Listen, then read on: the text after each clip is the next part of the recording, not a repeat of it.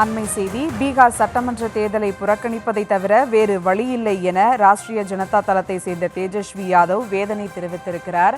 இது குறித்த கூடுதல் விவரங்களோடு இணைகிறார் செய்தியாளர் ராஜேஷ். வணக்கம் ராஜேஷ்.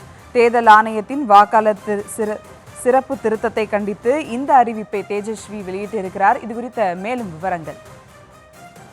வணக்கம். தேர்தலை புறக்கணிப்பதை தவிர வேறு வழி இல்லை என தேஜஸ்வி யாதவ் தெரிவித்திருக்கின்றார். இது நாடு முழுவதும் ஒரு முக்கியமான கருத்தாக பார்க்கப்படுகின்றது. பீகாரை பொறுத்தவரையில இது ஒரு பரபரப்பான ஒரு பேட்டியாக இது பார்க்கப்படுகின்றது. காரணம், பீகாருக்கு விரைவில் சட்டமன்ற தேர்தல் நடைபெற இருக்கின்றது. இந்த பீகார் மாநிலத்தை பொறுத்தவரையில 243 தொகுதிகள் இருக்கின்றது. எனவே அந்த தொகுதிகளில் பல்வேறு தொகுதிகளில் போலி வாக்காளர்கள் இருப்பதாக தேர்தல் ஆணையம் குற்றச்சாட்டை முன்வைத்தது. குறிப்பாக அவர்கள் பீகாரில் 52 லட்சம் வாக்காளர்களின் பெயர்களை நீக்கி இருப்பதாக தேர்தல் கமிஷன் அறிவிப்பை வெளியிட்டிருக்கின்றது. எனவே இப்படி வாக்காளர்களை நீக்கிவிட்டு தேர்தலை நடத்துவதை ஏற்றுக்கொள்ள முடியாது என அங்க இருக்கக்கூடிய ஆர்ஜேடி, காங்கிரஸ் உள்ளிட்ட கட்சிகள் எல்லாம் தொடர்ச்சியாக எதிர்ப்பு தெரிவித்து வருகின்றன. இது தொடர்பாக பீகார் மாநிலத்தினுடைய துணை முதல்வரும் ஆர்ஜேடி கட்சியினுடைய தலைவருமான தேஜஸ்வி கூறியிருக்கக்கூடிய நிலையில, போலி வாக்காளர் பட்டியலை பயன்படுத்தி தேர்தலை சந்திக்க பாஜக விரும்பினால் அவர்களுக்கு பதவி நீட்டிப்பை வேண்டுமானால் வழங்கலாம். ஒட்டுமொத்த நடவடிக்கையும் நேர்மையற்ற முறையில் இருக்கும் போது தேர்தலை நடத்துவதில் என்ன பயன் இருக்கிறது என்று அவர் கேள்வி எழுப்புகின்றார். இந்த தேர்தல் நடைபெற்றால் இதனால் எந்த ஒரு பிரயோஜனமும் இருக்க போவதில்லை. நேர்மையற்ற முறையில் நடைபெறக்கூடிய இந்த தேர்தலில் தாங்கள் பங்கேற்க போவதில்லை என்ற ஒரு அறிவிப்பை அவர் வெளியிட்டிருக்கிறார். இது ஒரு மாநிலம் சம்பந்தப்பட்ட பிரச்சனை அல்லது ஒரு கட்சி சம்பந்தப்பட்ட பிரச்சனை என்று பார்க்க முடியாது.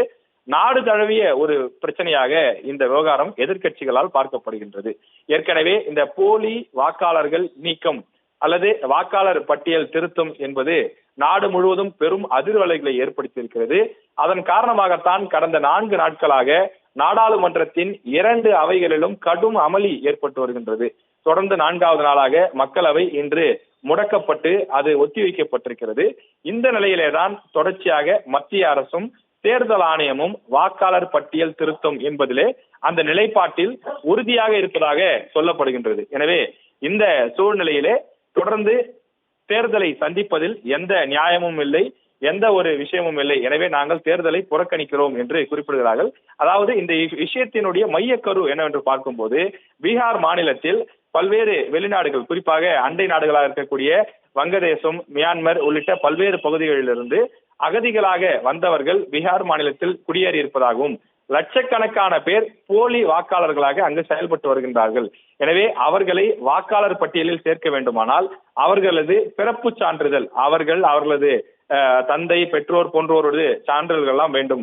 வெறும் ஆதார் அட்டையோ ரேஷன் அட்டையோ கொடுத்தால் அதை ஆவணங்களாக கொண்டு அவர்களை வாக்காளர் பட்டியலில் சேர்க்க முடியாது, அவர்களுக்கு வாக்களிக்கும் உரிமையை கொடுக்க முடியாது என்று சொல்கிறார்கள். இந்த அடிப்படையிலே கிட்டத்தட்ட 52 லட்சம் பேர் பாதிக்கப்படுகின்றார்கள். எனவே அவர்கள் பல தொகுதிகளிலே வாக்களிக்கக்கூடிய உரிமையை இழக்குகிறார்கள்.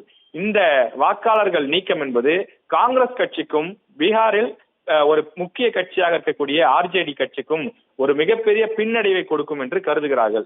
எங்களுக்கு வாக்களிக்கக்கூடிய வாக்காளர்களை எல்லாம் நீங்கள் வாக்காளர் லிஸ்ட்ல இருந்து நீக்கிவிட்டு அந்த தேர்தலை நடத்தினால் எப்படியும் பாஜக கூட்டணியும் தான் வெற்றி பெற போகிறது.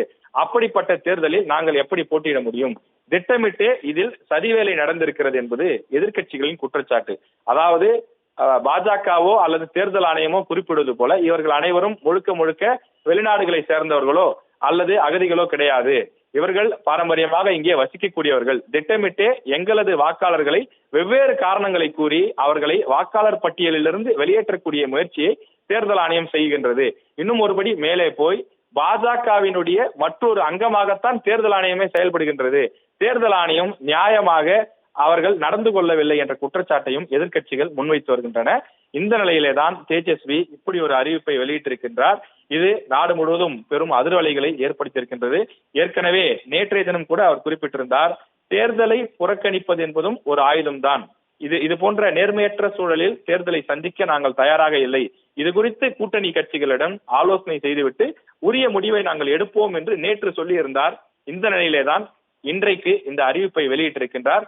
இந்த முடிவில் அவர் உறுதியாக இருக்க போகின்றாரா அல்லது மற்றவர்களுடைய அந்த ஆலோசனைகளுக்கு பிறகு அதை வித்ட்ரா செய்து கொள்வாரா, தேர்தலில் போட்டியிடுவாரா என்பதையெல்லாம் நாம் பொறுத்திருந்துதான் பார்க்க வேண்டும்.